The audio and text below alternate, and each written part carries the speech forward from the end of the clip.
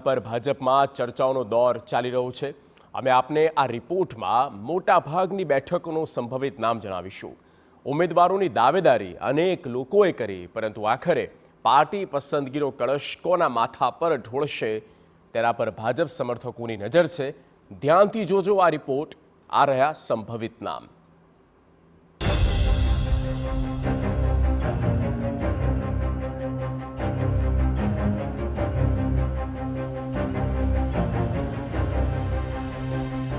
લોકસભાના રણસંગ્રામને હવે થોડા અઠવાડિયા જ બાકી છે। તમામ પાર્ટીઓએ ઉમેદવારોની પસંદગીની પ્રક્રિયાની શરૂઆત કરી દીધી છે। પૂરી તાકાતથી નામ અને કામના આધારે ઉમેદવાર નક્કી કરાઈ રહ્યા છે। આ વખતે મોદીની જીતની હેટ્રિક થશે કે પછી પરિવર્તન આવશે તેની આસપાસની લડાઈ જોવા મળી રહી છે। જો કે ગુજરાત ભાજપે પોતાના ચહેરા પસંદ કરવા માટેની કવાયત હાથ ધરી દીધી છે, જેને લઈને દિલ્હીમાં મહામંથન થયું। લોકસભાના રણની તૈયારીઓ તેજ।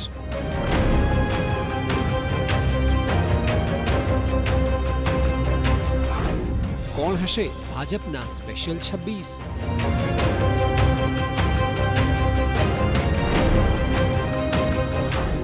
રિપીટ કે નો રિપીટ?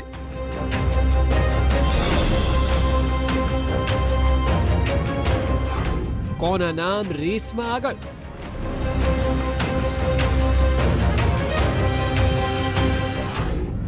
કોણ રહી જશે આ રેસમાં પાછળ?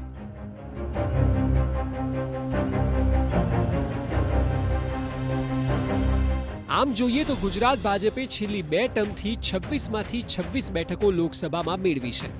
આ વખતે પાર્ટી ફરી એકવાર 26 બેઠકો જીતવાનો દાવો ખૂબ જ આત્મવિશ્વાસથી કરી રહી છે, પરંતુ આ તમામ દાવાઓનો પાયો હોય છે ઉમેદવારનો ચહેરો। કયા ઉમેદવાર લડશે અને તે કેટલા મજબૂત હશે તે પણ મહત્વની બાબતોમાંની એક છે। સવાલ એ પણ છે કે આખરે પાર્ટી રિપીટ થિયરી પર આગળ જશે કે પછી નો રિપીટ થિયરી જ કામે લગાડશે? આ રેસમાં કોણ રહેશે આગળ અને કોણ રહી જશે પાછળ તે સૌથી મોટો સવાલ છે। પાર્ટીએ દિવસભર દિલ્હીમાં સતત મંથન કર્યું છે કે આખરે કોણ હશે ભાજપના સ્પેશિયલ 26 કે જેના પર દારોમદાર રાખી શકાય તેમ છે। જો કે પાછલી 2 ટર્મથી લોકસભા ચૂંટણી મોદીના ચહેરા પર જ ભાજપ લડતી આવી છે અને આગળ પણ લડશે। તે છતાં લોકો વચ્ચે રહેતો જનપ્રતિનિધિ શોધવો એ સૌથી પહેલી પ્રાથમિકતા હોઈ શકે છે। જો કે અમારી પાસે છે એવા નામ કે જે રેસમાં સૌથી આગળ દોડી રહ્યા છે। કેટલીક બેઠકોના એવા નામ કે જે લગભગ નક્કી માનવામાં આવે છે। એવા નામ પર નજર કરીએ તો ગાંધીનગર બેઠકથી અમિત શાહ, નવસારી બેઠકથી CR પાટીલ, જામનગર બેઠકથી પૂનમ માડમ। આ 3 નામ નક્કી છે। આમાંથી ગાંધીનગર અને નવસારી બેઠક તો નક્કી પણ થઈ ચૂકી છે। જામનગરથી પૂનમ માડમ સિવાય કોઈએ દાવેદારી નથી નોંધાવી, એટલે તેમનું નામ પણ નક્કી જ માનવામાં આવે છે। અને હવે વાત કરીએ અન્ય બેઠકના સંભવિત કેટલાક ચહેરાઓની। તો અમદાવાદ પૂર્વ બેઠક પરથી હસમુખ પટેલ કે જેઓ વર્તમાન સાંસદ છે, એ સિવાય વલ્લભ કાકડિયા અને ગોરધન ઝડફિયા સૌથી આગળ ચાલી રહ્યા છે। એ સિવાય અમદાવાદ પશ્ચિમ બેઠક પર કિરીટ સોલંકી કે જેઓ વર્તમાન સાંસદ છે, એ સિવાય હિતુ કિનોડિયા અને દર્શના વાઘેલા। વડોદરા બેઠક પરથી વર્તમાન સાંસદ રંજન ભટ્ટ, શહેરના પ્રમુખ વિજય શાહ અને પૂર્વ મંત્રી રાજેન્દ્ર ત્રિવેદી, આ 3 નામ આગળ છે। ભરૂચ બેઠક પરથી વર્તમાન સાંસદ મનસુખ વસાવા, પૂર્વ સાંસદ ભરતસિંહ પરમાર અને મારુતિસિંહ અટોદરિયા, આ 3 નામ આગળ છે। મહેસાણા બેઠક પરથી રાજ્યના પૂર્વ deputy CM Nitin Patel, MS Patel અને KC પટેલ 3 નામ પ્રબળ દાવેદારોમાંના એક છે। પાટણ બેઠકની વાત કરીએ તો વર્તમાન સાંસદ ભરતજી ડાભી, પૂર્વ સાંસદ નટુજી ઠાકોર અને પૂર્વ મંત્રી દિલીપ ઠાકોર। ભાવનગર બેઠક પર વર્તમાન સાંસદ ભારતી શિયાળ, કેન્દ્રીય પ્રધાન મનસુખ માંડવિયા, પૂર્વ મંત્રી RC મકવાણા। અમરેલી બેઠકની વાત કરીએ તો વર્તમાન સાંસદ નારણ કાછડિયા, દિલીપ સંઘાણી અને પુરુષોત્તમ રૂપાલા। રાજકોટ બેઠક પર 2 નામ છે, મોહન કુંડારિયા કે જેઓ વર્તમાન સાંસદ છે અને ભરત મોગરા।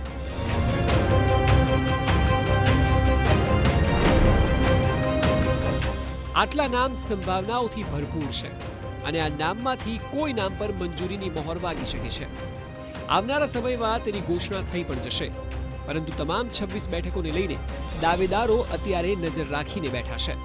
જો કે પસંદગી પ્રક્રિયામાં જાતિગત સમીકરણ પણ ખૂબ મોટો ભાગ ભજવતું હોય છે. 26 બેઠકોમાંથી 4 બેઠકો એવી છે કે જેમાં પાટીદારોનું પ્રભુત્વ જોવા મળે છે.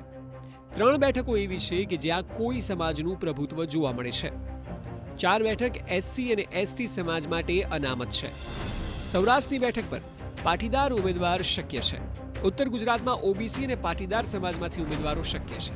દક્ષિણ ગુજરાતમાં આદિવાસી ઉમેદવાર પર પણ મહોર લાગી શકે છે. જો કે મોદી શાહની રણનીતિમાં ક્યારેય અચાનક કોઈ નવું નામ પણ આવી જતું હોય છે અને તેમાં કોઈ સરપ્રાઇઝ આવે તો વાત અલગ છે.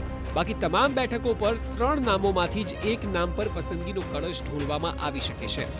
જોવું રહ્યું કે કોની આશાઓ ફળે છે અને કોને શિરે અફસોસની રેખા જોવા મળે છે. એવું માનવામાં આવી રહ્યું છે કે ગુજરાતમાં 4 જેટલી બેઠકો કન્ફર્મ માનવામાં આવી રહી છે. ગાંધીનગરના કેન્દ્રીય ગૃહપ્રધાન અમિત શાહની બેઠકને કન્ફર્મ માનવામાં આવી રહી છે, તો જામનગરથી પૂનમબેન માડમને કન્ફર્મ માનવામાં આવી રહ્યા છે. તેવી જ રીતે મનસુખભાઈ માંડવિયાની એન્ટ્રી લોકસભામાં થઈ શકે છે, તો પછી દેવસિંહ ચૌહાણની બેઠક પણ અત્યારે કન્ફર્મ માનવામાં આવી રહી છે. હાલાકી આ વખતે જે રીતે વડાપ્રધાન દ્વારા કહેવામાં આવ્યું છે કે 400+ સાથે એનડીએ આ વખતે સરકારમાં આવશે અને કેટલાક આકરા નિર્ણય લેવાશે, તે સમયમાં ગુજરાત હંમેશા ભાજપ માટે રાજકીય લેબોરેટરી રહી છે. ત્યારે જોવાનું હોય છે કે ગુજરાતમાં નો રિપીટ થિયરીનો કેટલો અમલ થાય છે. તેની સાથે જ ગુજરાતની અંદર જ્યારે 33% મહિલા અનામતની વાત કરવામાં આવી છે, ત્યારે ગુજરાતમાં 33% મહિલા અનામતની કેટલી અમલવારી થાય છે અને યુવાઓને કેટલું પ્રાધાન્ય મળે છે. પરંતુ હાલમાં તો જે સમાચાર મળી રહ્યા છે તે પ્રમાણે પહેલી યાદી જ્યારે જાહેર થશે, તે યાદીની અંદર 150 થી 200 નામોની જાહેરાત કરવામાં આવી શકે છે અને તેની અંદર ગુજરાતના 10 થી 12 નામો હશે તેવું જાણવા મળી રહ્યું છે. કેમેરામેન નવની સાથે કિંજલ મિશ્રા, TV9 ગાંધીનગર.